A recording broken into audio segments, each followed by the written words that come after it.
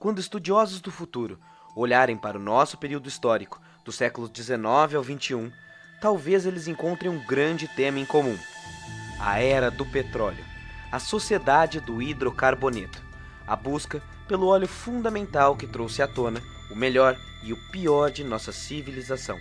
Entre as fontes de energia, o petróleo é o maior e mais delicado de todos, devido a seu papel central na economia e o padrão de crises que ele gera em seu fornecimento. Tanto poder instável tornou inevitável e irresistível a tentação de tomar posse de suas benfeitorias.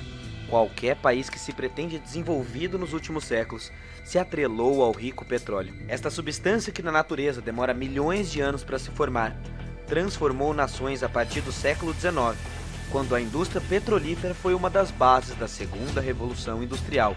E para transformar nações, usamos criatividade, dedicação e espírito empreendedor para constituir guerras, explorar trabalhos, fazer manipulações e disputas políticas, e o fato é que somos muito dependentes do petróleo até hoje.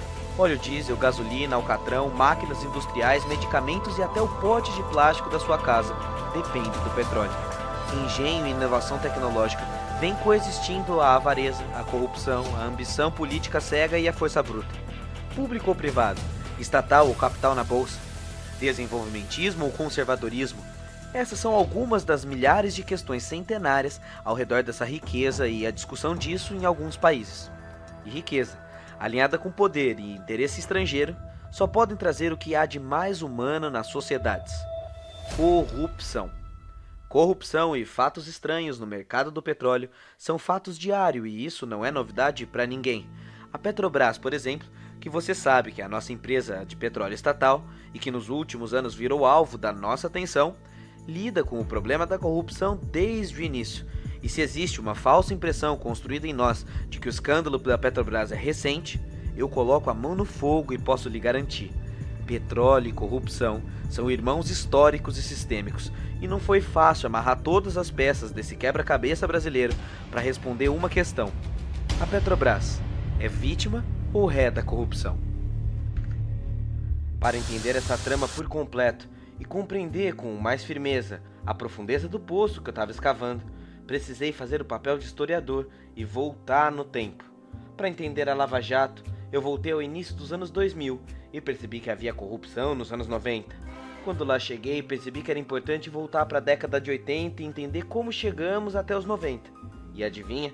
Não era possível entender a corrupção desta década sem entender a ditadura militar, sem compreender o governo JK, o governo Vargas, e quanto mais eu voltava, mais documentos esquecidos eu encontrava. E nessas, acabei conhecendo a história do domínio do petróleo no mundo. E não só como a Petrobras nasce e chega onde chega, com todos os seus entraves políticos, econômicos, externos e internos, mas também no mundo.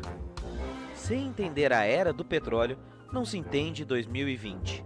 Resumo da história: 10 meses de pesquisa, de entrevistas, diálogos, ida a acervos de jornais, digital, fontes históricas e contemporâneas, que acabaram resultando numa série documental de 4 episódios, que estreia agora.